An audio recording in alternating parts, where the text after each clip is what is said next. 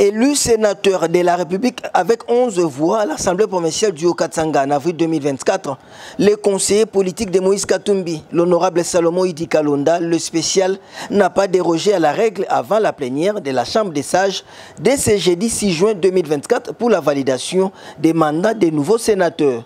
Une journée du 5 juin 2024 est spéciale pour ses proches collaborateurs du président d'Ensemble pour la République. D'abord, l'accueil en triomphe par les militants du parti amassés sur les parvis du Palais du Peuple. L'accolade avec quelques cadres du parti en sa tête, le secrétaire général Dieudonné Bolengentenge Baleya. Ensuite, l'élu sénateur de la République Salomon Idi Kalonda va se présenter dans les locaux du Sénat pour entamer l'opération d'identification et d'enregistrement comme sénateur de la 4e législature.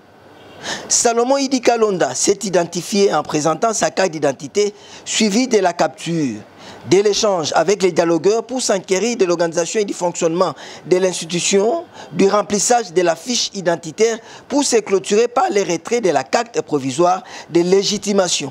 Désormais, le maire élu provincial de Kindu dans le Maniema siégera parmi les 109 membres de la Chambre haute. Placer mon mandat sous les signes de la paix, de la réconciliation et de l'unité.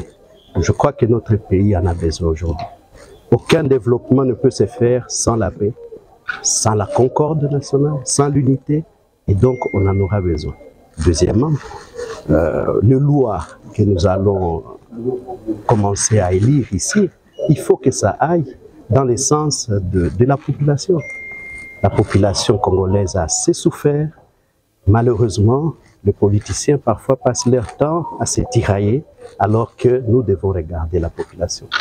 Salomon Idi Kalonda insiste sur le renforcement du contrôle parlementaire. La fonction constitutionnelle du sénateur nous amène au contrôle. Et alors, effectivement, nous serons rigoureux par rapport à ça pour qu'on puisse lutter contre la corruption, qu'on puisse lutter contre les détournements, que l'argent du contribuable congolais, que l'argent de l'État aille réellement pour les réalisations, pour le bien-être du peuple congolais. Voilà, si on arrive à ça, je crois que ça sera déjà un mandat bien rempli.